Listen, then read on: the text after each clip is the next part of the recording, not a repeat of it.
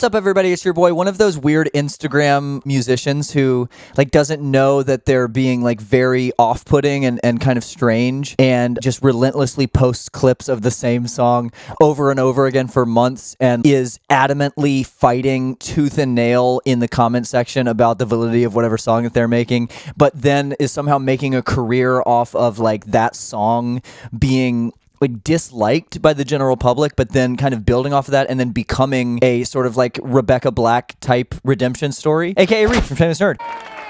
Welcome back to another episode of the Shameless Nerd Show, which is the show that is unlocked every time the channel hits a major milestone, and in which I do three things. Number one, I will rant about some random thing for a little while. Number two, I answer some questions that I take from people from the Shameless Nerd Discord, which you can join at the link in the description. And then number three, I read a section of my novel that I'm writing. If you are interested in that third thing, in the first 3 episodes of this show, which are in the playlist that this video is in, I read the first, I think we are in chapter 6 now, so like obviously you would want to go back and listen to those maybe and then come back to the end of this video, but it'll be, you can navigate with the timestamps in the bottom. You could watch maybe the first 2 parts and then come back to that. These videos are a little bit more off the cuff, as you can tell by the fact that I'm rambling without nearly as many cuts and with some ums and uhs that I will constantly cut out of my normal videos because I do it constantly, and as much as I try to not do it, I cannot stop going it is like I can't do it. I know some people are like public speakers, and I don't know, I get comments in like oh, you're so comfortable in front of the camera. I am not comfortable in front of the camera, and I am constantly it's all showbiz, baby.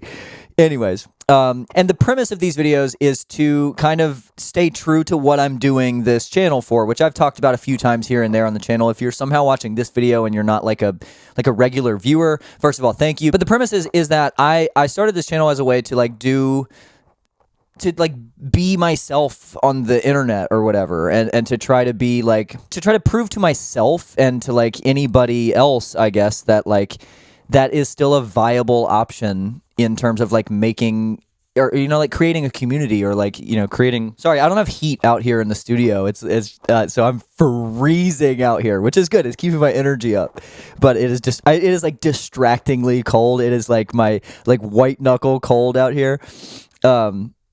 Like sniffly cold. What the hell was I talking about? As the channel grows, it's getting harder to stay like true to that premise, that like central premise of the channel, which is that I wanted to just make a bunch of videos about shit that I wanted to talk about. And those things tend to be certain topics, but like I always want to create, always want to hold space for like making a video about the Pokemon movie, or like that album, that Frightened Rabbit album that I really love, or like whatever, like little thing like existential philosophy, like my most recent videos about like Friedrich Nietzsche. In addition to the stuff that I know will do a little bit better, I always want to hold space for stuff that is like more, I don't know, like just me being myself or whatever, almost as like a weird kind of promise to myself, and this is a way to kind of force myself to do that. Okay, that's enough of that. That's enough. Okay. The thing that I would like to ramble about today, before we get into the questions here, is some music stuff. So I wanted to talk about, I've been listening to a lot lately of Cameron Winner from Geese, which if you still have not heard Geese, I'm pretty late to the party. I watch a lot of Hive Mind, which is a channel on YouTube that I've talked about on the channel. They actually did a video about my video on dissonance, which is one of my favorite videos. And they talk a lot about Cameron Winner and Geese, and so I finally like one of Cameron's music videos popped up on my like YouTube homepage. And that name being familiar to me from like Hive Mind videos, I watched it, and I remember having, I don't know if you've ever had this experience. I thought it was so interesting because I've had this experience several times in my life, but never as clearly and as like premonitionally, if that's a word, almost in the way that I did when I saw the video for Love Takes Miles by Cameron Winner, which is, I was watching it, my roommate and I were talking, and then I was sitting there watching it, and he's still kind of standing there, and I was watching it, and I was like, have you ever heard of blah, blah, blah, whatever. And I was like, this is the first time I'm listening to it, and I don't like it, I think, but I have this weird feeling that I will. And like one of my favorite Fall Out Boy songs, Dead on Arrival, says, the songs you grow to like never stick at first, and I'm sure that's been said a million times in a million other ways. Merry Christmas!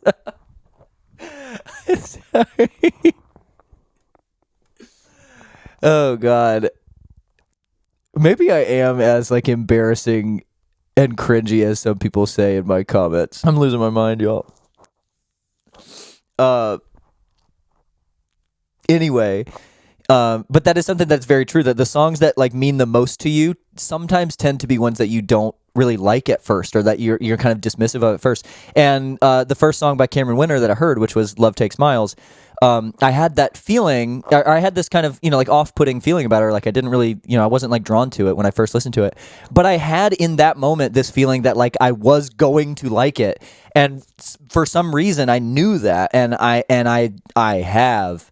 Like it is that song, that album, Heavy Metal by Cameron Winter, which I am not the first to like, give critical acclaim to or whatever, by any means. It is one of the like most well written, in particular, like just as a songwriter. Cameron Winter is just like, I mean, he is already, after being only like a fan of his for a few months now, and a fan of Geese for a few months, which is his band, at least one of the best songwriters of the last few years. But I think like if the trajectory kind of continues, I think like I'm already kind of comfortable saying he's one of the best songwriters I've ever heard, and I'm like a songwritery nerd. That's kind of my thing. And on that note, real quick, best songwriters of all time. Number 1, Paul Simon, unassailable to me, and I could do a whole video about Paul Simon. Number 2, Bobby D. And the reason I say Bob Dylan is because he is an all-time great musician, despite like being bad at music. Like that's how good of a songwriter he is that he has one of the most prolific careers in music ever, despite like being bad at singing and like as like a like a composer and shit. Which I'm being a little bit silly, but I do kind of believe like he's not the it's well documented he's not the greatest singer or anything. But yes, Bob Dylan, number 2 for me. Number 3 for me, it like then I get a little more controversial when I get in these cases, because like I'm a lot more inclined to put like modern kind of songwriters that are a little less heralded, or like less kind of typical answers in the conversation. To me, number 3 is Pete Wentz. And I will say that loud and proud with my chest. I've made a whole video on my first attempt at this channel a few years ago about Fall Out Boy, and I put clips from that in the how to get rid of your smartphone without missing it video. If you want to get more details on like my full-throated defense of Fall Out Boy as like an all-time great band. But Pete Wentz specifically as a songwriter, I think is one of the most prolific and Shakespearean and amazing songwriters ever. And I don't care that, I know that's like a cringe take. I know that's like a pretty damning take, I think, to a lot of people to say Paul Simon, Bob Dylan, Pete Wentz. But I think number 4 might be even more controversial to a lot of people, because to me the number 4 greatest songwriter of all time is Taylor Swift. And I don't really like Taylor Swift that much. I especially the song about Travis Kelce's penis on the most on the most recent album. That really didn't do anything for me. But yeah, I think that like to span now 2.5 decades as somebody who writes almost all of her music, to be able to do that for 20 years now, like you can go to Google and look up like a BuzzFeed quiz on like, is this a Shakespeare line or a Taylor Swift lyric? And like I know like this is kind of a bad time to be a Taylor Swift defender after the debacle of the most recent album, which was pretty shitty generally, like lyrically, at least compared to other stuff of hers. But I mean, like she's just an all-time great, and I think it's a little bit sexist and dismissive to say otherwise. I think that it's a little bit like I think it's kind of annoying and lame to argue against her as a songwriter. You can argue against her as like a the deepest composer or something, or like the most musically gifted person, but as a songwriter, in the same way that I defend Bob Dylan as a musician based almost solely on his songwriting, I think Taylor Swift, like, I mean, I'm more than willing to say she is the number 4 greatest songwriter of all time. And the number 5, to me, the most cringe of all of my takes, maybe ever, about anything, is that I think Adam Young from Owl City is the 5th greatest songwriter of all time, which sounds silly saying it. I might not think that. Do I think that of all time? I mean, like John Lennon, like Dolly Parton, Willie Nelson, Adam Young from Owl City. I don't know. I don't know. I'd have to do some research on this. I want to come back to this topic and make like because I'm definitely like my bias is showing. Anyway, what the hell was I talking about? Oh, Cameron Winter, Geese. Maybe he's number 5. Maybe he's number 5. I don't know. Okay, what the hell am I talking about? Cameron Winter is really good, and the heavy metal album in particular. I mean, Geese's most recent album, Getting Killed, is unreal.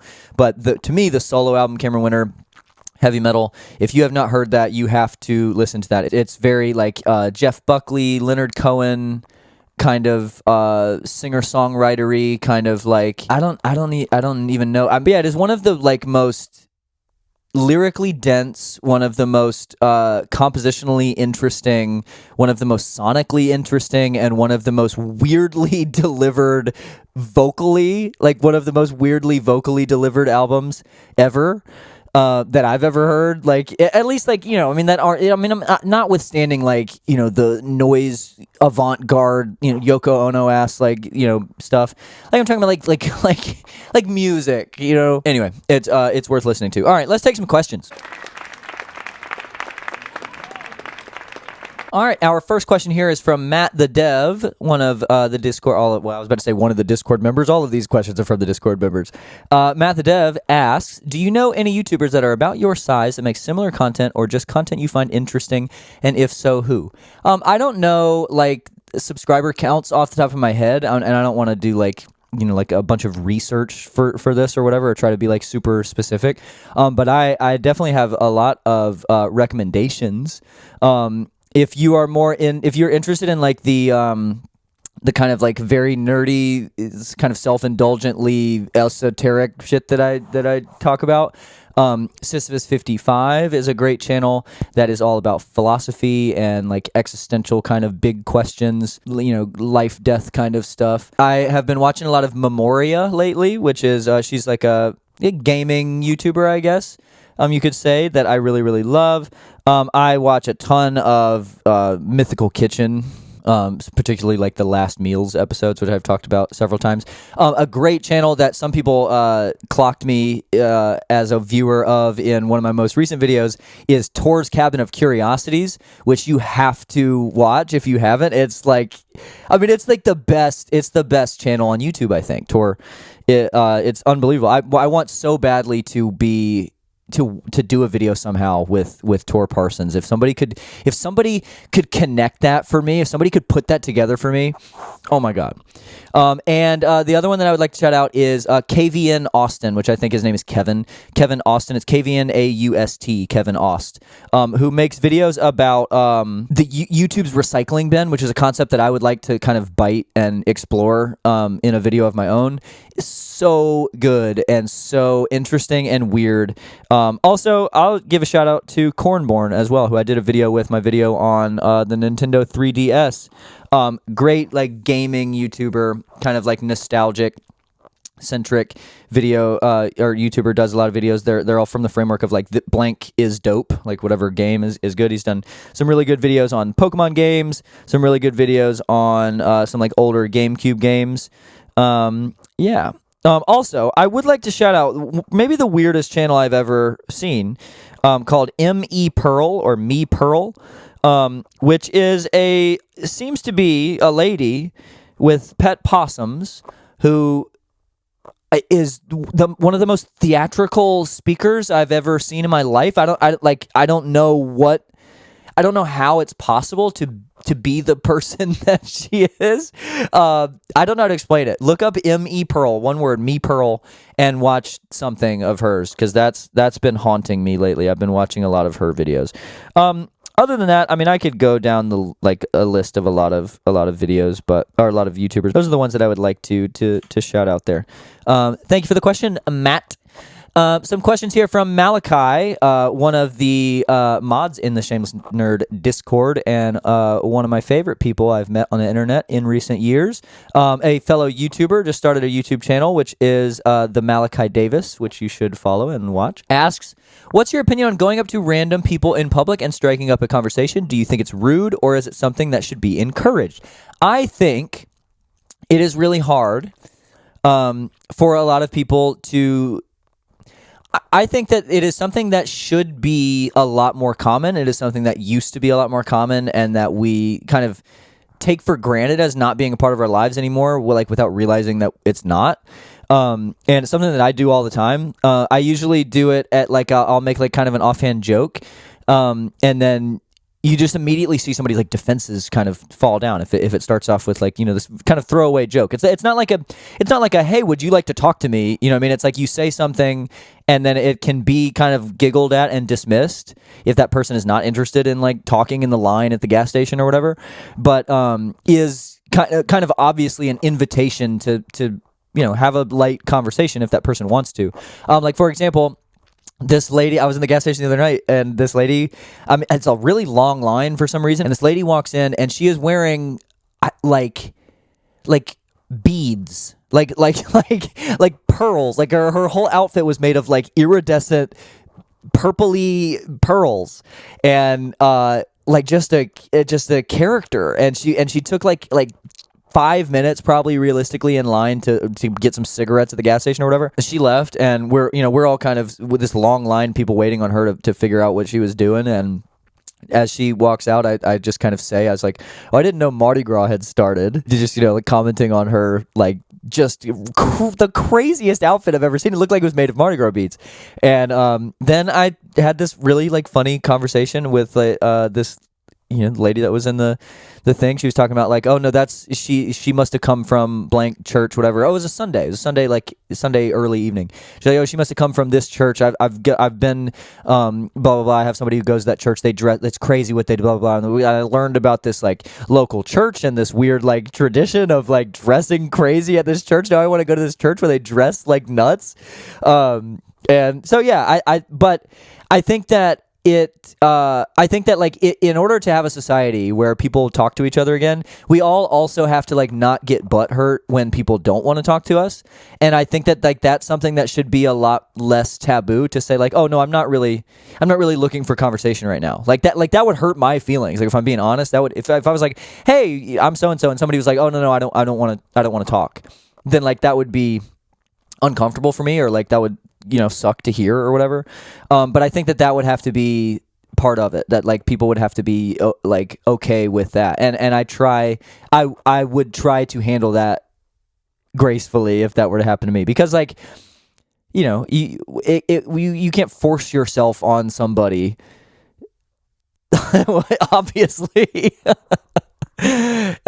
Anyway, next question here. What's the best way to prepare a potato? The best way to prepare a potato is to make a baked potato, like a long baked potato, like longer than necessary. Cut it in half, flip it open, load it, and then make you're making a Philly cheesesteak, and then take all of the peppers and onions and cheese and like dump it on top of the half potato, like the two halves of potato, and eat like a nasty slop of Philly cheesesteak baked potato. Sour cream, bacon, chives, peppers, onions, cheesesteak, butter. Moving on. We're going to say Sied of Rivia. Side of Rivia? Sorry, I don't know how to pronounce your name. Which I feel really bad because your question starts out with a very thoughtful, like, nice thing. So I'm sorry for mispronouncing your name. It says, your videos are now part of my meditative bedtime routine. That's the sweetest thing in the world. That's so cool. Much love to you. I was wondering if you had any advice for someone who's plagued by anxiety about the future of the world, specifically AI devolution. I find myself swirling down a very depressing rabbit hole when I read or think about it, and would really appreciate some advice. So Sied, however you pronounce that. I do. And I have some, maybe not advice. Well, so I have some advice. I would say to like not think, like go away from it. Because the thing with like AI is, you know, there's like the meme of Tyler, the Creator, from Twitter a long time ago, and he was like, how is cyberbullying real? Close your eyes.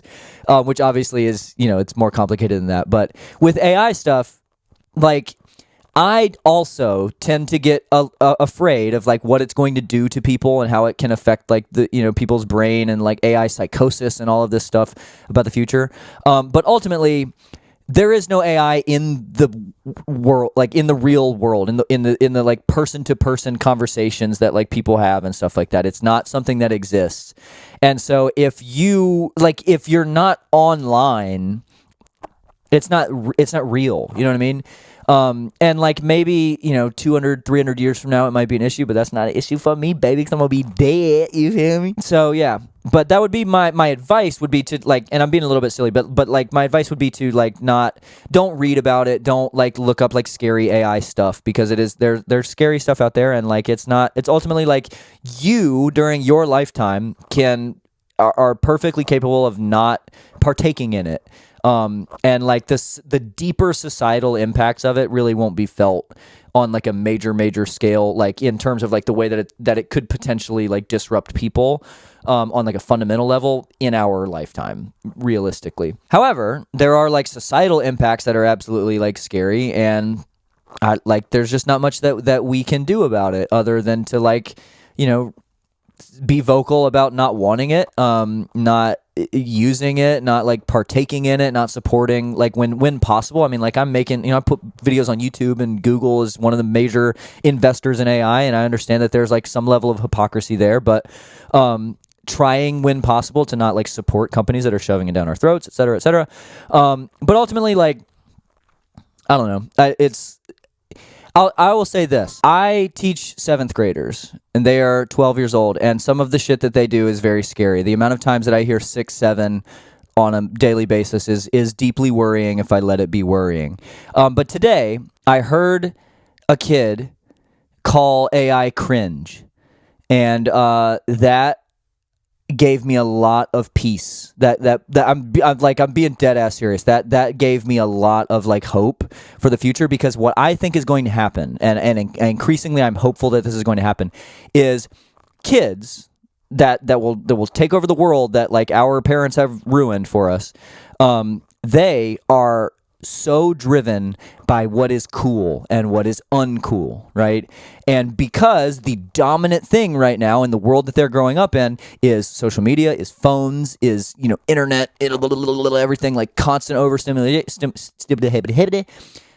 they and AI in particular, it is going to become uncool to be like an AI. I mean, they have a slur. They've made up slurs for like AI, for artificial intelligence. Like it's becoming cringe to them, and they don't want it. And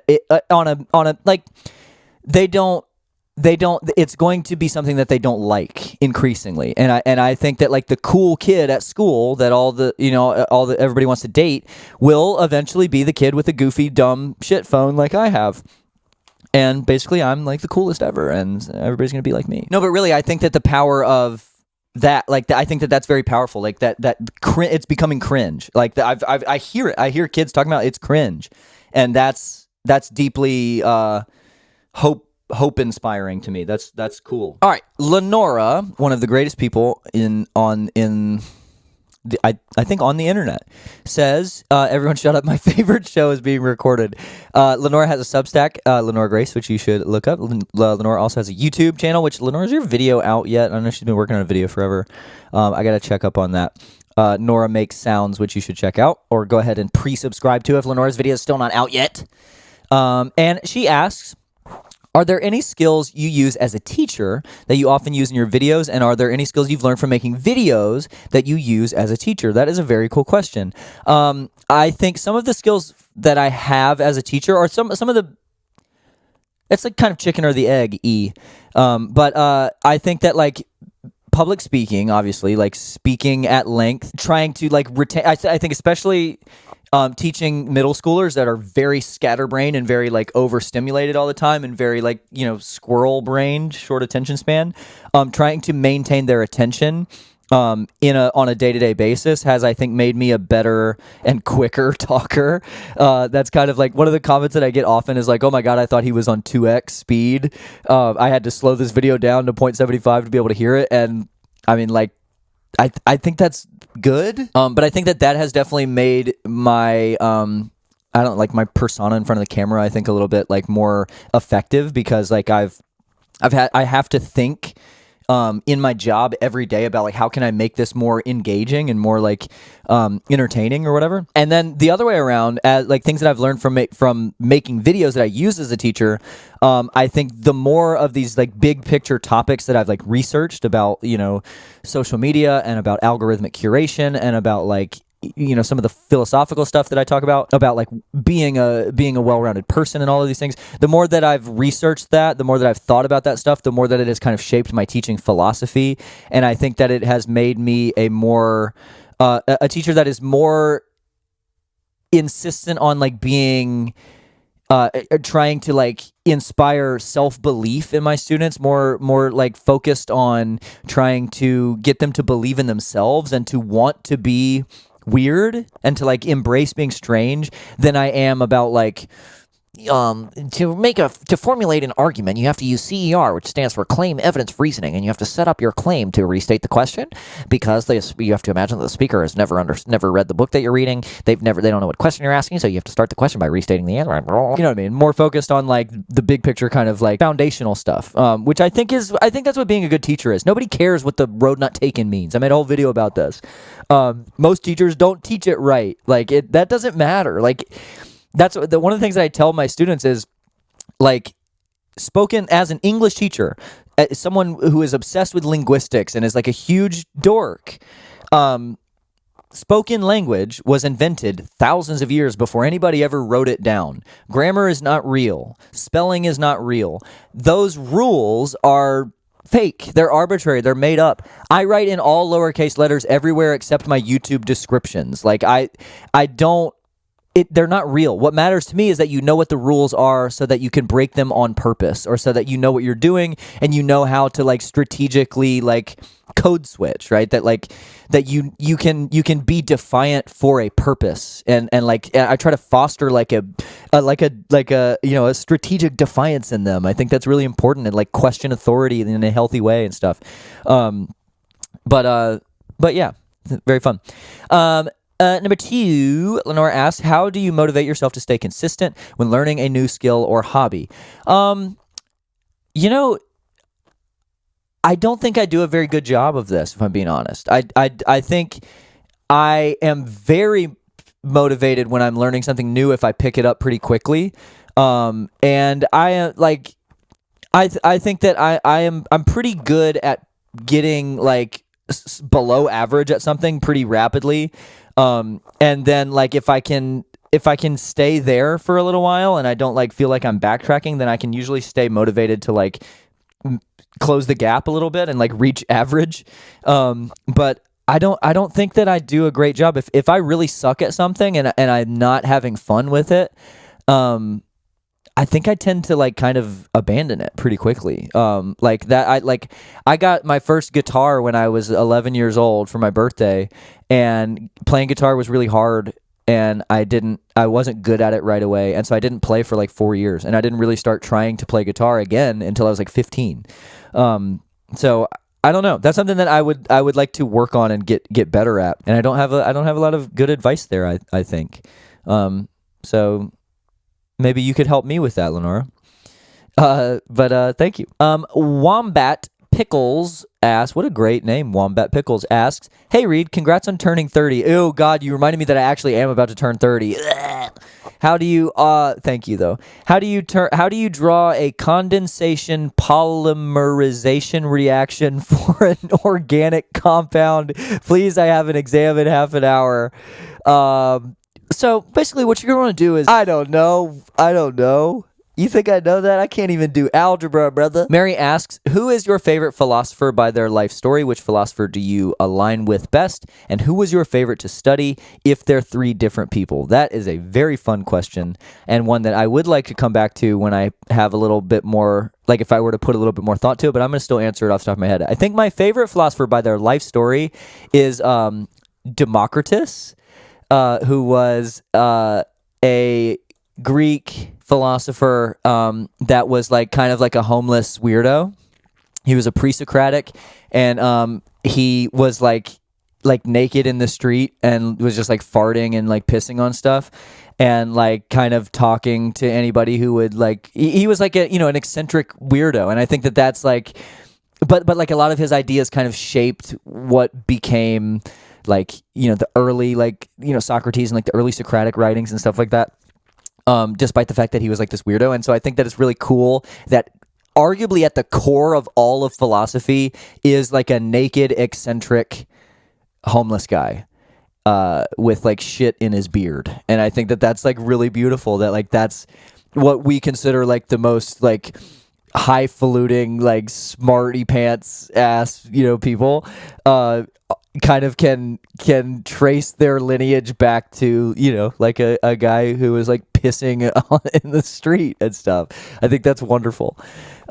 Which philosopher do you align with best, and who was your favorite to study? Okay, so align with best. I don't know, really. I honestly, like, it's kind of like a cop-out answer. I would say like John Green, maybe like less of like any of like the typical philosophers, because like I don't, and maybe that's just like my lack of like depth of study, that I kind of stayed surface level in terms of like studying philosophical writers and like and was more into like bouncing from topic to topic like when I was like getting my degree, but I never really found, like, I kind of borrowed little tiny pieces of stuff from like Kierkegaard, Immanuel Kant, like Camus, Nietzsche. I just made that video about Nietzsche, whatever his name is, that wrote Zen in the Art of Motorcycle Maintenance. Like I can't remember what his name is. It doesn't matter.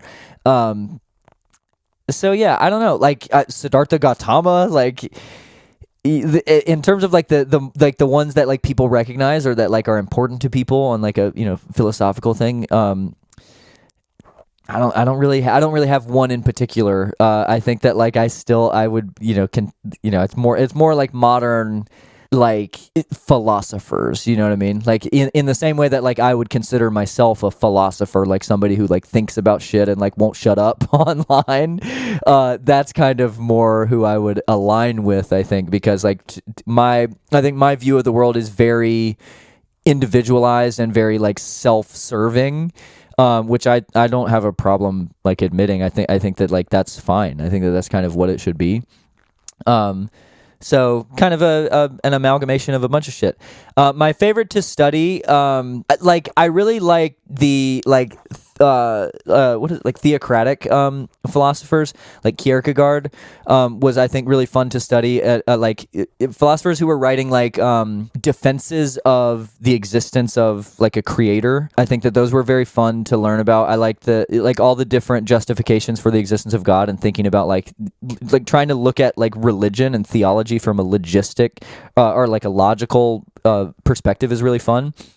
Thinking about like the infinite chain of causal beings as like an explanation for how God would exist theoretically, and those sorts of things.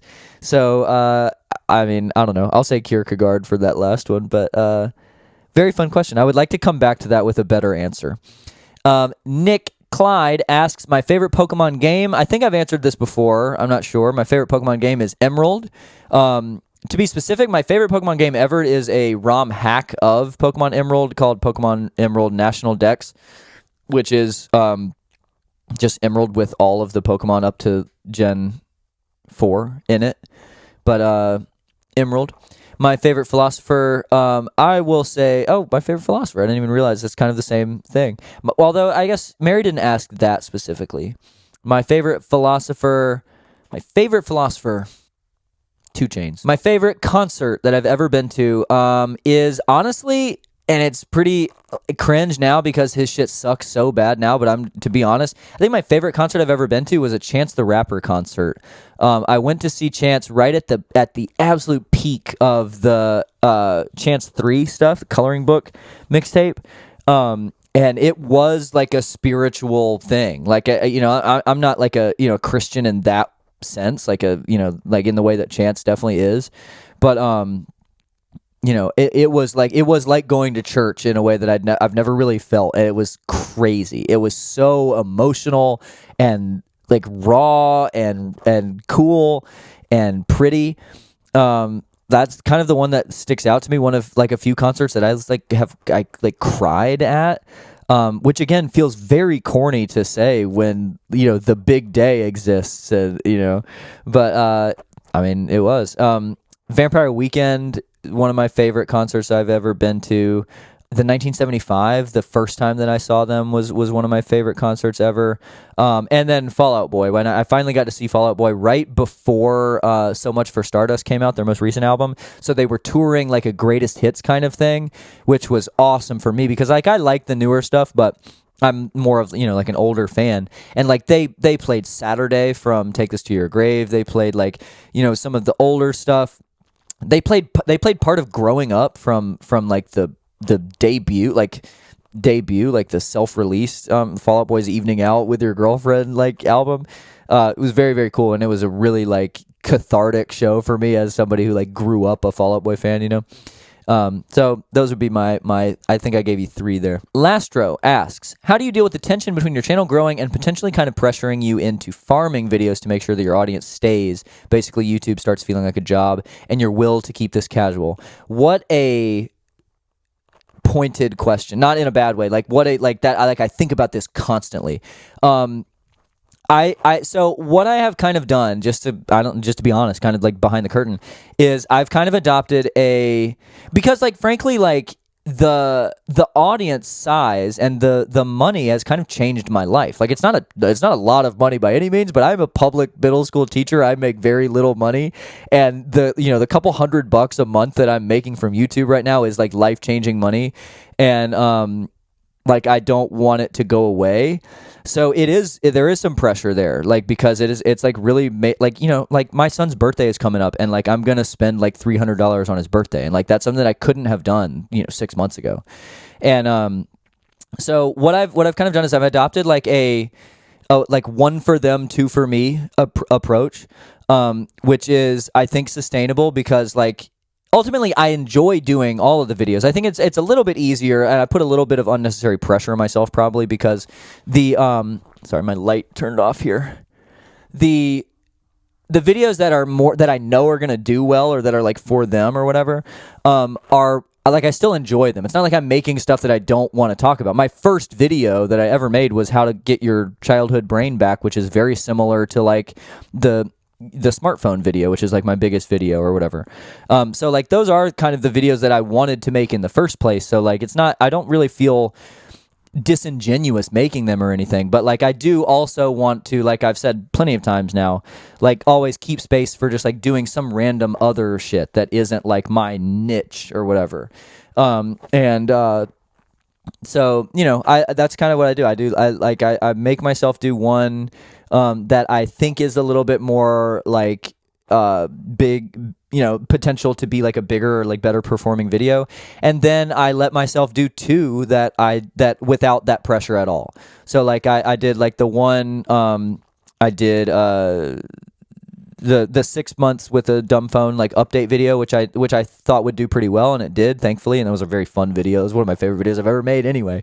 And then I did the video about the Frightened Rabbit Midnight Organ Fight album, and I did this most recent one about Friedrich Nietzsche. So kind of one and then 2. Sadie asks, what is my favorite classic or canonical text to teach students and why? So I sadly moved from 8th grade to 7th grade a few years ago, and I no longer get to teach it, but it is by far Telltale Heart by Edgar Allan Poe, which I don't know how like canonical or classic that is, but it is one that I definitely think of as like a staple of like middle school English, and that was by far my favorite. As a 7th grade teacher, I don't really have one, to be honest. I like teaching 7th grade better than 8th grade because I like the student demographic better. They're a little bit more like kids and less like kids cosplaying as adults. Like they're a little bit more willing to like play and be silly and like kind of cringy than the 8th graders are, who take themselves so seriously. But the curriculum, I definitely prefer the 8th grade curriculum, and I miss some of those texts. Particularly like the Halloween kind of unit that we got to do last year, where I read like 10 Days in a Madhouse by Nellie Bly. I read The Lottery, which is a great short story. I like Monkey's Paw, Telltale Heart. I did Most Dangerous Game.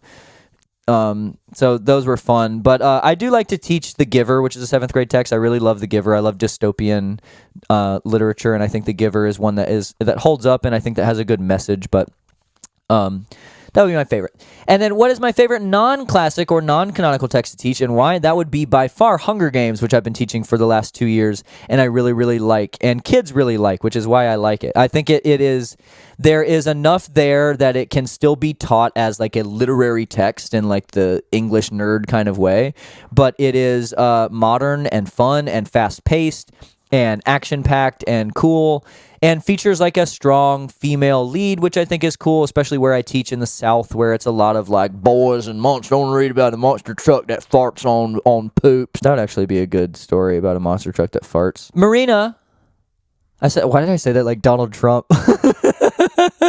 Marina asked the question, are you more of a Demon Days or Plastic Beach person when it comes to gorillas? Oh man, I like Plastic Beach more.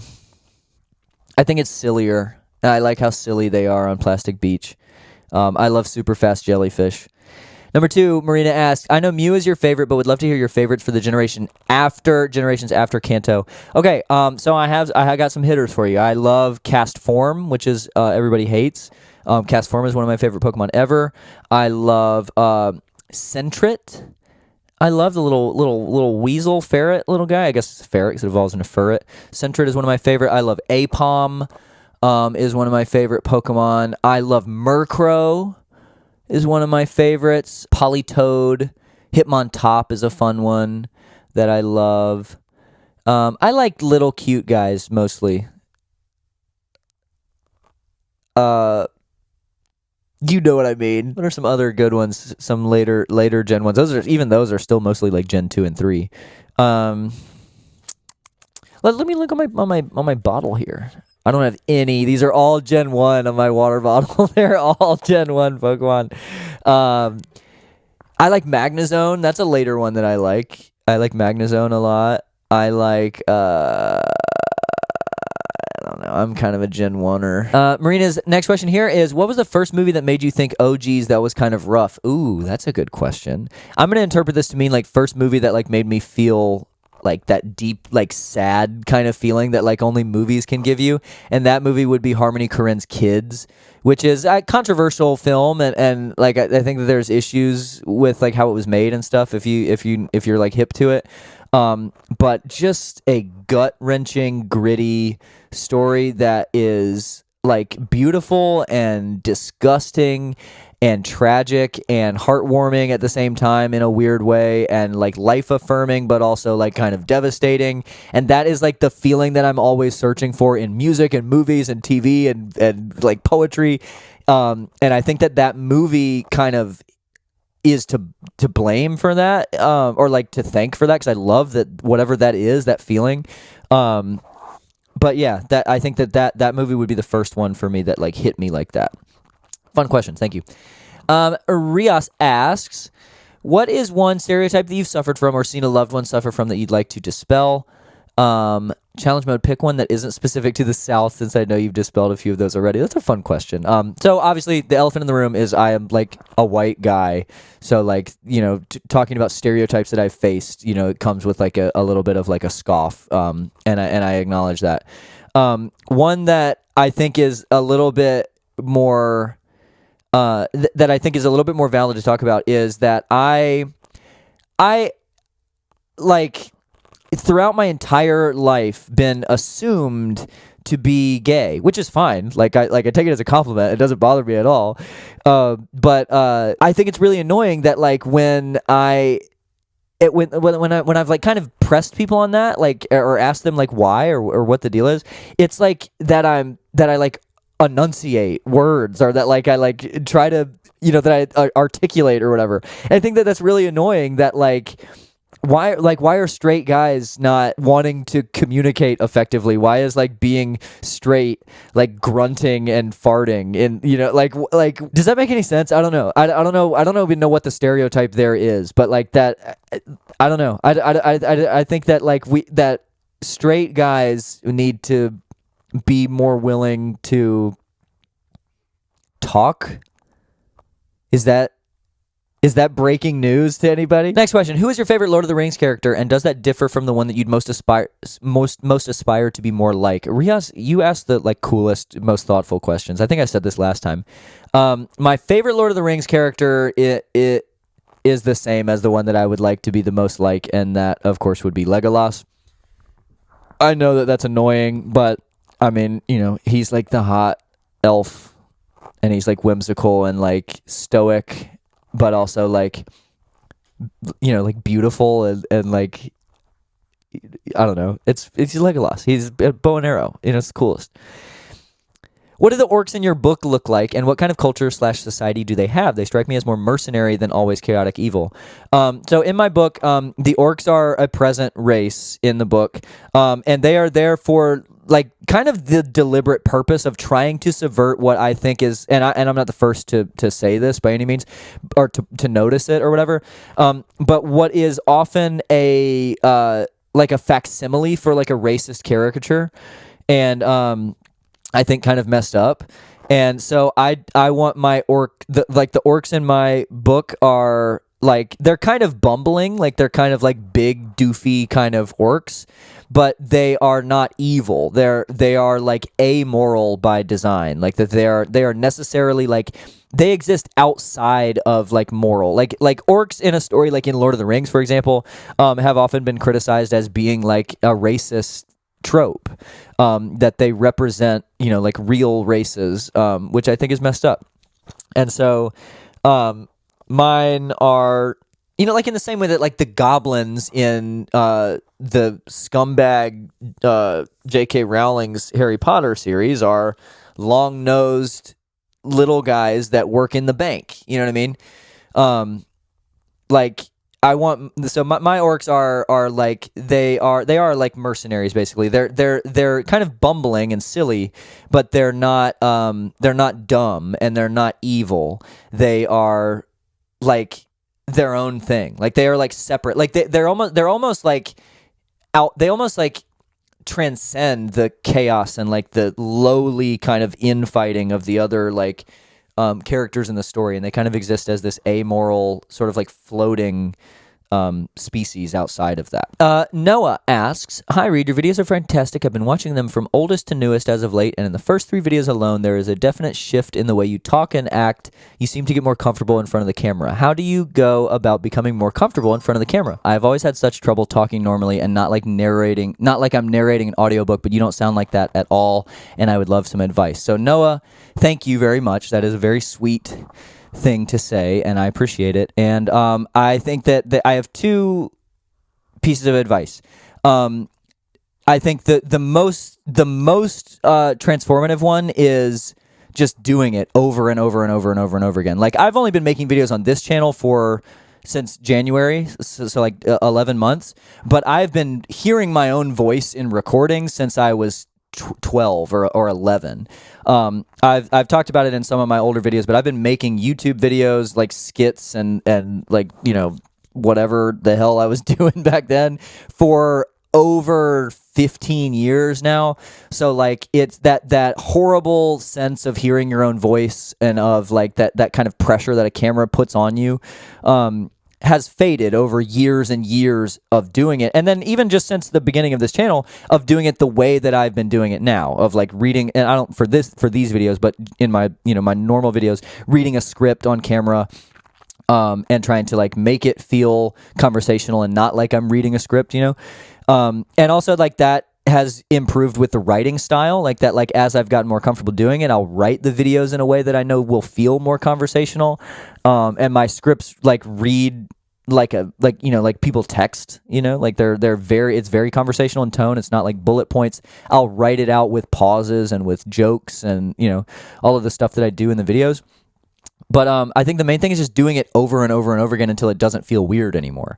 The other thing that I will say, and I don't know how it might not be feasible for you or possible for you, is having a dedicated space for that makes a major difference. When my first few videos, I was recording in my bedroom, and I felt, just because it was like in my house, it felt, or like in my room, like it felt more small and it felt a little bit less comfortable because I felt like I had to be quiet or something, like I don't know. And then I had this room out here. I made a video about like when I turned this shed into a studio, and I wasn't using it at the time. I just had a bunch of shit in here, like storage. And so I kind of turned it back into a studio. And ever since then, since I've been back out here recording the videos, it's been a lot more, it's been like freeing and like a lot more comfortable because I don't have to be quiet. I can scream as loud as I want. You know what I mean? And I could scream as loud as it's my house. I could scream as loud as I want inside too. But just like having a space that is for this, like that is for my music and for the videos, has made it a lot easier to, I think, feel comfortable. So that I think it to whatever degree you are capable of creating a dedicated space for it, I think that makes a big difference too.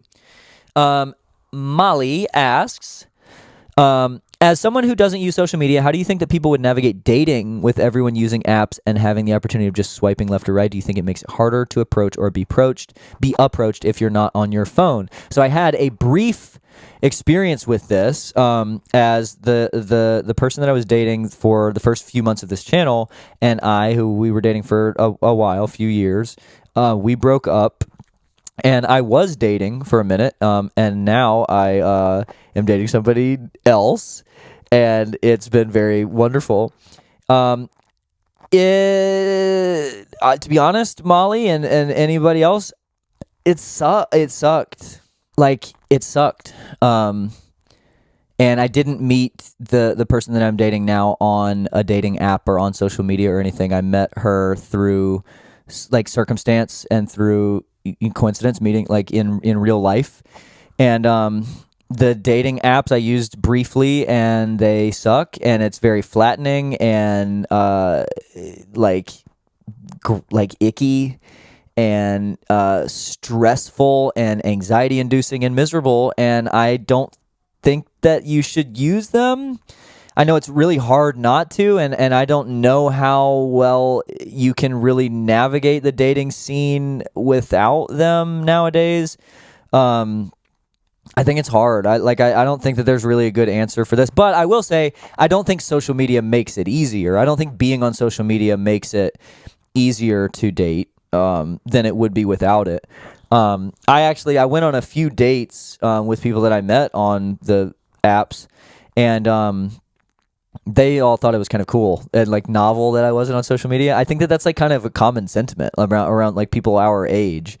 Like it's kind of intriguing. It's like, like it's kind of like a middle schooly kind of trope, but like I think everybody is kind of drawn to like the mysterious kind of figure, and there is something like novel and interesting about not being on social media that I think people are intrigued by, But I don't know, dude. Dating sucks. I'm so lucky and blessed because also this new person that I'm dating is awesome. And if she's watching this, you're very cool, and thanks for hanging out with me and stuff. And our last question here is from Elle, and Elle asks, "What is the most obscure fact that you know?" That's a fun question to end on after a pretty heavy question. The most obscure fact that I know is that the microwave was invented to reanimate dead frozen hamsters, which is true. There's a Tom Scott video on it that you can watch, which is where I learned it. It was like, cryogenics, people experimenting on like reanimating dead things that were frozen. And one of the theories was that it with the technologies available at the time, it took too long to like heat them back up effectively, and that was part of like why it was impossible. And so the microwave was invented as a way of trying to speed up that process. So they froze hamsters and then put them in the microwave. That was like newly invented for that. And then it became commercialized much later. Yeah. Cool. Thank you so much. I could make these videos 6 hours long if I let myself. So thank y'all so much for asking, as always, such like thoughtful and cool and fun questions. And thank you to any weirdo out there who watches me do these videos where I just like, what could possibly be so interesting about me that you would give your time of day to watch me answer these questions is nuts. So thank you guys. And now we're going to move on to section 3. We're going to read the next section of my book. Like I said, if you have not been keeping up with this series, which is taking place over a few months now, go back and watch the first ones, or the third part of the first ones, and catch up on the book. I'm not going to do any summary here. I'm just going to go into it for those of you that have been keeping up, that are the few of you that have been, that are excited about this. Here we go. Chapter 7, Tyron. I sat up in my chair and strained to make connections in the story I'd been told. I could not. Order, I said. I'm horribly confused. Of course Thronmir knew of the sixth Cadmasar. He was part of the transfer of the gifts. Why would Thronmir track down Froy to confirm a suspicion he knew to be true? He didn't. He wasn't looking for confirmation. He was looking for leads. You see, Thronmir, or at the time, Natursme, knew why there was a sixth. Further, he felt strongly that his plot to overthrow the city of No Name would be successful, but he knew that after the insurrection, the sixth Cadmasar would have to be found, and quickly, if he were to maintain control long term. Minerva answered for order. I turned to Minerva in confusion. Was the sixth Cadmasar that much stronger? If Thronmir could take all 4 of the others, why was he so worried about the sixth? I asked. And now we find ourselves at the convergence of many of your questions, Merrin. The sixth Cadmasar, Tyron of the Stella was his name, had an entirely different duty than the other 5, which is why he was sent elsewhere than the city of No Name. Tyron's duty was to safeguard against the possibility of exactly what Natursme was perpetrating, betrayal. He of before knew that man is fallible, and he was wise enough to plan for the possibility that one of the original 5 may become corrupt at some point. Minerva explained. Well, Tyron must have been the strongest then. What gifts did he have? Are there others? I asked. Minerva smiled. Tyron was the weakest. He wasn't a fighter at all. He was a traveler, untrained in any of the gifts. His obligation called not for fighting, but instead for hiding. I don't get it, I said. Order hopped onto the table and sat beside Minerva, opposite me. Tyron was the keeper. He was not trained in the gifts, he was trained in their transferal. No one person could wield all 5 gifts, but one could, as he had before discovered, become the transitional conduit. Tyron's duty was to protect the gifts as long as he could, remaining transient as he was, a traveler, evading detection and living inconspicuously. And if the time came, transfer the gifts to the next Cadmasar. And Froy, the Froy from Theralam, he was the only living person in the known world that knew Tyron's appearance. Froy had met Tyron again after witnessing the transfer of the gifts, and had become acquainted with him. And while Tyron never confirmed his identity to Froy, Froy knew what he knew. He'd seen it happen. After the fall of the city of No Name, Thronmir got wind of this and sent for Froy, who could have been a martyr and protector of the cause, or a traitor, aid to Thronmir and the Empire. He chose the latter, delivering Thronmir all that he knew about Tyron, and the information was enough for Thronmir's army to find him. For years, rumors of a high-profile execution had floated around the Empire, but the sixth Cadmasar was a secret to all, even myself, and Thronmir's rule seemed impervious. And for years still, Thronmir thought it may have been. Theralam was renamed following Froy's betrayal, as per Thronmir's wish to destroy as much of the historical record of the sixth Cadmasar as possible, and Froy became one of Thronmir's foremost aides. But what Thronmir did not know was that Tyron carried out his duty long before his execution. There was a woman, Merrin, a courageous, strong woman from Theralam, later Althrin. She was small, unassuming, but powerful, iron-willed, a bit stubborn. It turns out that she carried the gifts for many years in secrecy. She wrote in a shaky left-hand print, wrote poetic parables like the jealous, ugly rabbit toils under the hot sun. She became a rebel, and when the time was right, she had a son. I think you may know him, Merrin, Order concluded. I couldn't form words, even in my head, even for deliverance via Thesmerda. I just sat in my fancy wooden chair in that giant dining hall interior and stared across the table in disbelief. She became the 7th, Merrin, your mother. Order said. Aaron of Althrin, the 7th Cadmasar, and Merrin, the 8th.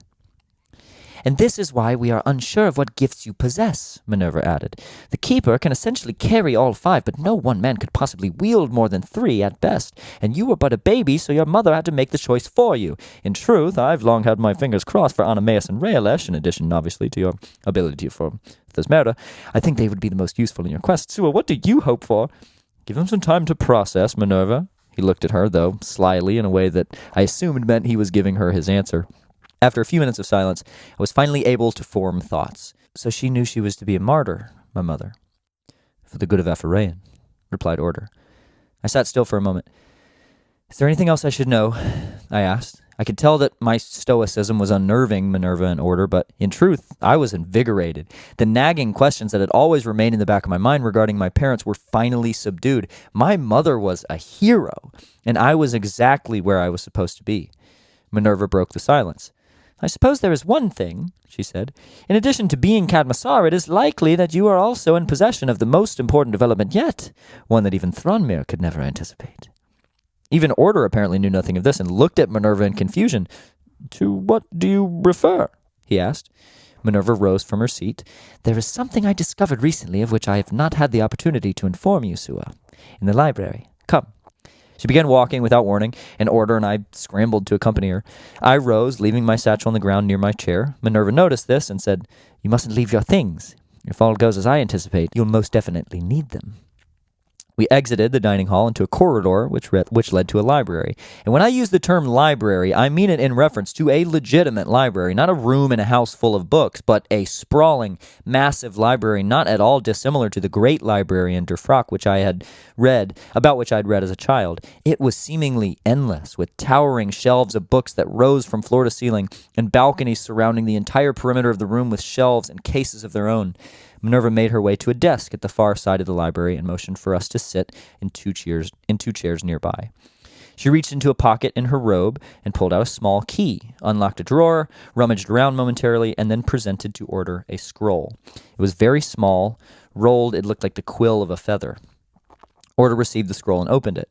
There was a brief, anticipatory silence, and then Order nearly fell to the floor. I knew it! He exclaimed. The sculptors of Jirtooth do not lie. He turned to me. Merrin, have you anything that was maybe a gift from your mother or a family heirloom, something important to which you've held on for many years? How do you mean? I asked. Order knew I owned next to nothing. Is there anything in your possession which was given to you by your parents? I have nothing, Order, apart from my dagger, the necklace I stole from the orc, and bomb, I guess. I have some food in here, I said, peering into my bag. Apart from that, nothing. Curious, Minerva added. May I see your knife? Sure, but I don't see... I stopped in awe. She had already found what it was for which she was searching. She'd positioned the dagger in her hand so that its tip faced away from her at eye level, and then twisted the handle vigorously and pulled from the helm. And upon doing so, something fell out of a hidden compartment. She and Order exclaimed in delight, but I was quite worried that Minerva had just broken my most trusted weapon. What is that? I asked. Minerva held up a small, shiny sphere. It was a brilliant blue, and it caught the light in its many crevices, sending it back in all directions, lighting up the room with a sparkling teal, almost as if light emanated from the sphere itself.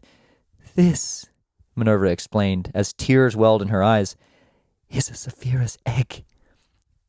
What? How? But... I stopped. I knew not what to say. Minerva continued to hold the egg above her head, and its reflected light was hypnotizing. Your mother, Merrin, wrote to me some 80 years ago. She claimed to have been given the last known Zephyran egg by Tyron in secrecy, and that no one except Tyron, and he of before naturally, had even known of its existence. She explained to me that she was the seventh Cadmassar, that her son would be the final one, the eighth, who would free Apharaon. Of course, I did not believe her. I was always of the belief that there was not even a sixth Cadmassar, and I could not place trust in her claims, but I kept her letter, if only because it made me feel hopeful, and now I could not be more thankful that I did. I'd grown weary of processing these seemingly endless surprises and resigned to just accept and move on from my repeated bafflement. It had become obvious by now that everything I thought I knew was to be thrown out and would be replaced with some sort of mystifying new information, and at this point, I allowed myself to simply share in their excitement. It was exciting, after all. A Zephyra's egg. The last Zephira had been all but eradicated along with the dragons during Thronmere's rise, and all that remained were stories of the creature's grandeur and power. Well, this seems to be good news, I finally said. Merrin, this is more than good news. This changes everything, Order replied. We just have to hope it hatches. Zephira are, I suppose, most confounding. Often their eggs would remain unhatched for decades. According to the most well-recognized research available, they're capable of remaining deliberately dormant in their eggs, only continuing their growth and subsequent hatching when they sense the presence of a worthy partner. I must be honest, Marin. It is slightly discouraging that the Zephira before us has not yet hatched, given that it has been with you all this time. Ouch, I said. That may not be fair, Sua, chimed Minerva.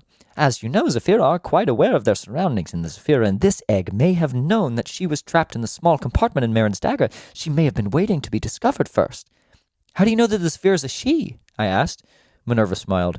Wishful thinking, she replied. Then Minerva rose from her seat. That makes the end of the good news, I suppose. Marin, we've work to do, my friend. Have we? It is the foremost reason we came to Tyria, answered Order.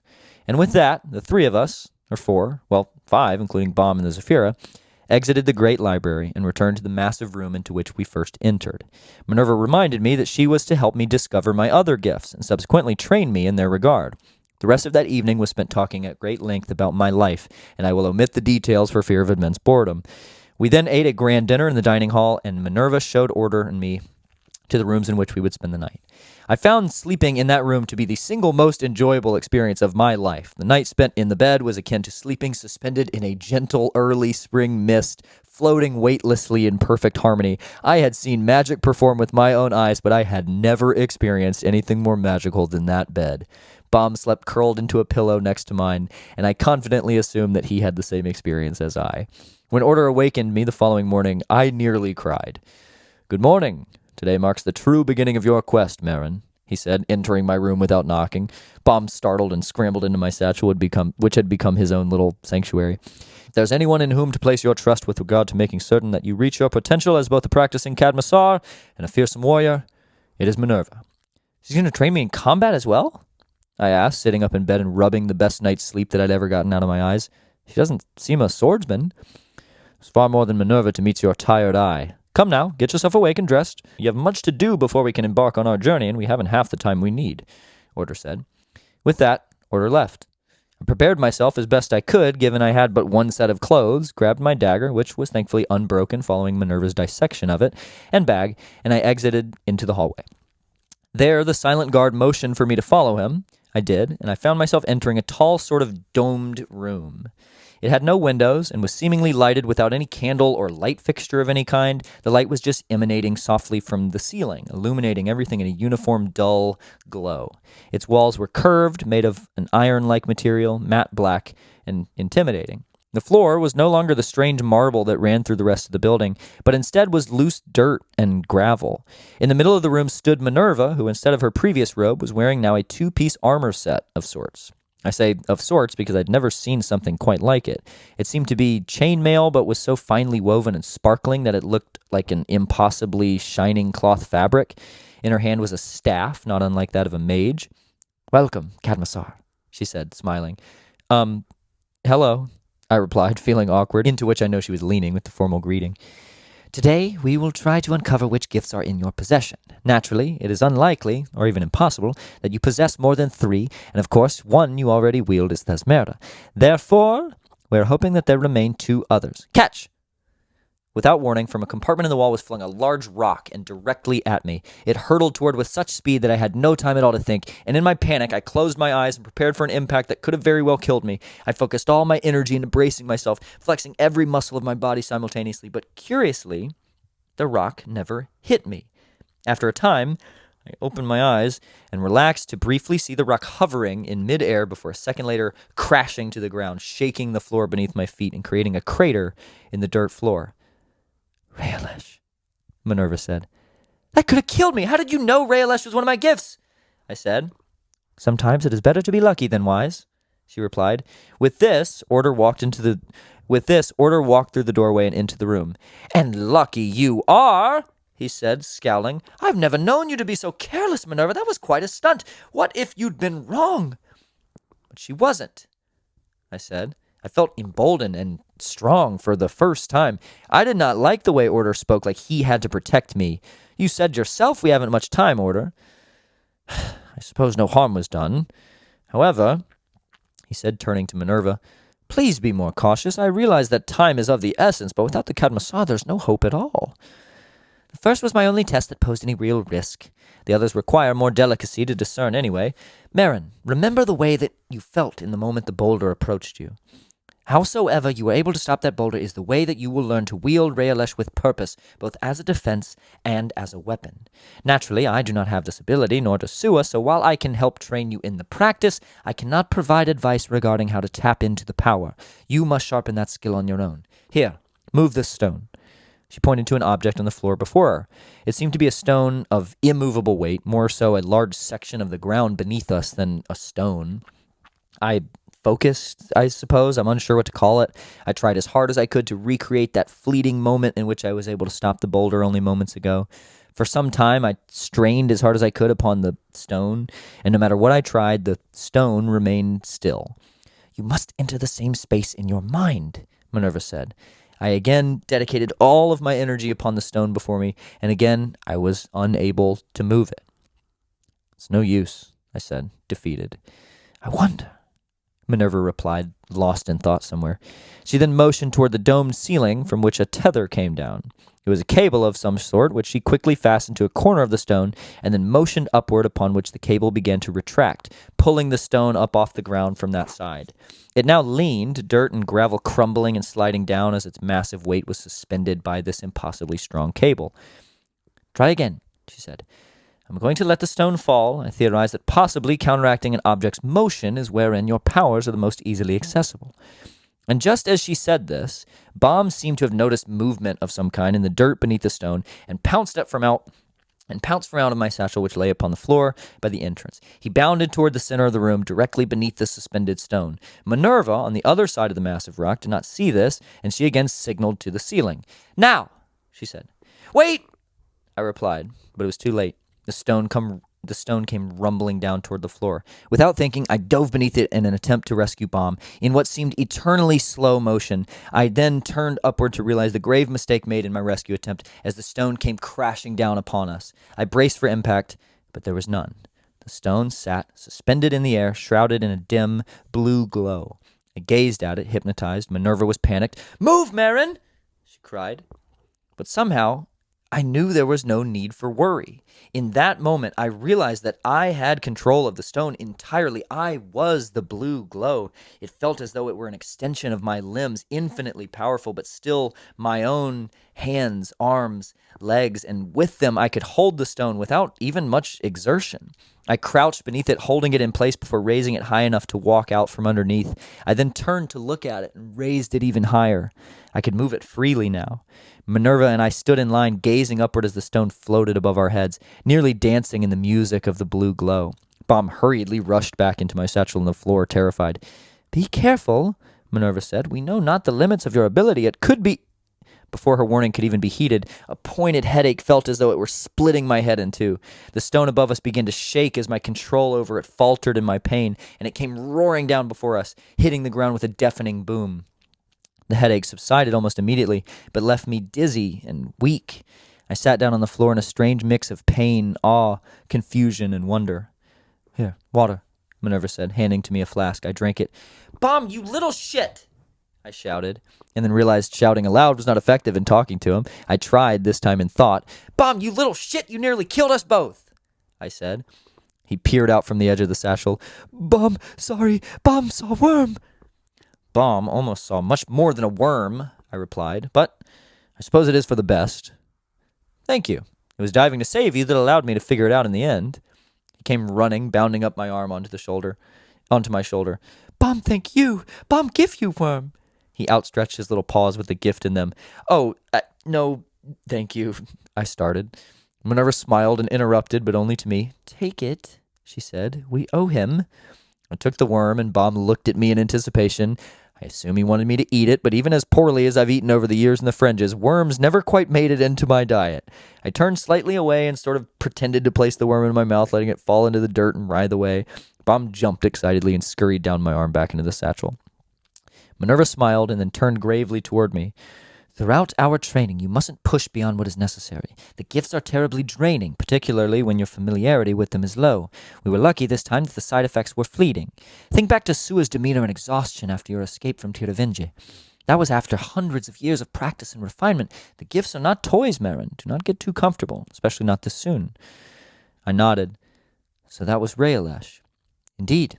and it seems you're naturally inclined for it. To maneuver such a heavy object so nimbly with such little practice was impressive and encouraging. The most important thing is your discovery of access. Are you able to continue?" "Yes," I responded. "Smaller, though, I hope." Minerva smiled. "Much smaller." Over the next few days, Minerva instructed me to move several pebbles about the room, holding them in place, throwing them with force, stacking them, and so on. And each time the process became easier. I was soon able to access Raelesh without much strain, though using it at length was still tiring. There were times in which the headache returned, and I would have to sit and drink and rest, but the headaches were never as severe as they were after the massive stone. I became comfortable with walking it up to the line, so to speak, pushing my ability as far as I could before it became painful or too tiring, and each time the line was a little further from me. Our training grew from pebbles to rocks to stones and then back to sizable boulders, sometimes multiple objects at once, which Minerva said was unique. My favorite of the trainings involved Bob. I raised him from the floor to a small ledge toward the ceiling, whereupon he grabbed a stick and then I gently lowered him back down. It was funny to see him in the blue glow floating, his little legs kicking as if he were swimming as he floated about the room. It seemed that the limits of Raelesh were my line of sight and the weight of objects about the size of the stone from the first day. I could move objects which I could not actively see, but only through walls of a certain thickness, and only within a distance of what would be the limit of discernible sight, about 600 feet or so. Objects heavier than the stone I could sometimes lift briefly or cause to sort of wobble before falling back into their place, but I couldn't wield them in the way that I did the stone, and doing so always caused headaches. Occasionally, it caused headaches severe enough to cease our training for the day, whereupon I would be bedridden for hours, but I was always eager to continue training, and Baum was always eager to help. Baum and I had become quite close, and I was glad to have him with me. He was an entertaining little fellow, and he had quite an unforeseen wit about him. He and I learned to better speak the other's language, and what was from him nearly indiscernible broken speech initially had become quite conversational in time. In the few days that would follow, Baum and I bore witness to repeated surprises in my training, and by the 8th day, Order and Minerva grew confident that we could move on to the next test. Minerva had said for days that the Zephira egg must have been close to hatching, and Order reminded us repeatedly that time was of the essence. We sat at the giant table in the grand dining room, and as Baum and I ate, he with a plate of berries, myself with whatever soup Minerva's dining staff had served that day, Minerva and Order silently discussed our next steps, allowing me in for certain parts of the conversation and blocking me out for others. Eventually, I inserted myself into their discussion. "I'm ready," I said. "I know we're running out of time. I want to move on. I believe I've learned all that I can learn regarding Raelesh for now. The rest will come in time, of course. I want to discover what else I'm capable of." Order smiled. "It's not a question of whether you're ready, Merrin. I know you're ready. I've trusted in this since the first day. It's a question of whether my arrangements have come to fruition. As I told you, there are many things at work right now, set in motion by my hand, and our next step, so to speak, should be arriving here soon." He stopped for a moment and then added, "Besides, I already know your final gift." Even Minerva was taken aback by this. "How?" she asked. "Deduction," he responded, slyly in riddle as per usual. He popped down from his seat and walked about the room. "Merrin, you participated in theft for a living before our meeting, is that correct?" Yeah, I suppose," I replied, embarrassed. Order continued, "And you were often pursued, yes?" "Yes." "But never caught?" "No." "And surely there were times in which this defied explanation, no?" I thought for a moment. "How do you mean?" "There were times in which your evasion of your pursuers seemed hopeless, like there was no way out, but then almost miraculously you were again untraceable." I supposed he was right. There were many times I thought myself surrounded, times in which my hiding place seemed insufficient, but I was always able to escape in the end. "Well, yes, I suppose," I finally said. "And did you ever see your pursuers later, in typical common areas?" he asked. "I did, but they never seemed to recognize me after some time." We all stopped, and Order smiled smugly, proud. The realization had come to Minerva and me simultaneously. "But how? Is Mutons not passive, as you said? Why would it come and go like that?" At this, Order laughed. "Mutons is passive, yes. It activates only as is necessary, and only when priorly out of sight. It is nearly a shame that this is your final gift, as mutons is far more applicable for a non-human. In a human, generally, mutons would never activate, for there's no danger in being seen as oneself in day-to-day life. For me, it's imperative, but for you, it comes and goes, as you say." Of course, I was happy to know that I Of course, I was happy to know that I did indeed have another gift, but it was simultaneously a bit deflating in truth. All the years of my youth, I'd attributed my ability to succeed to my own savvy. As it turns out, it was largely a magical power doing the heavy lifting. But, on the other hand, Order continued, this is an exciting development. As news of the next Cadmassar begins to inevitably spread, we will be very thankful for mutons. Anyone able to connect you, Marin, to the rumors will see someone else when they look upon you. And Marin, that is not to say that your survival all these years was due to this ability alone. That is but one tool among many. It was often as though Order could read my mind, and verily his words did much to assuage my negative thoughts, but selfishly, and must admit I'd hoped for what I considered to be a more interesting and powerful gift. I pondered for a moment before remembering Order had mentioned the next step meant to be arriving soon. Well, what's the next step you mentioned then, Order? I said with a sigh, rising from my chair. Minerva rose as well, signaling that our meal and meeting was officially finished. The silent guard appeared in an instant, worrying about the table, collecting all that was left on the table. Bomb hopped on my shoulder, and I grabbed and put on my satchel. Walk with us, Minerva said, and I did. Minerva led us down a hallway in a building. I would call it a castle if I was assuming for myself, but something about Order's philosophy led me to believe that this is not what he would call the place, which I had not yet seen, and in this hallway were on either side rows of pedestals, upon which were placed various items, from large, tattered books to weapons such as daggers and swords, to what looked to be fossilized eggs, to many things I'd never seen, and everything in between. Below each pedestal was an engraved slab which described the item above. One of the slabs simply read, The Undoing, and upon the pedestal above it was a silver jar clasped shut with clamps. What are these things? I asked, in awe of the seemingly endless hallway of random but evidently important objects. Minerva spoke aloud rather than through Thesmerda and without breaking her stride. I assume this was in respect in some way, to speak aloud rather in silence, somehow honoring the hall. These are what could be salvaged from the battle of the city of no name. They are all that is left of Apharaon. I took in the weight of what now seemed a memorial cemetery. The objects in this hall made Order's story about the Age of Elm tangible. It was no longer a lecture about history, a tale of what once was. It was all there in front of me.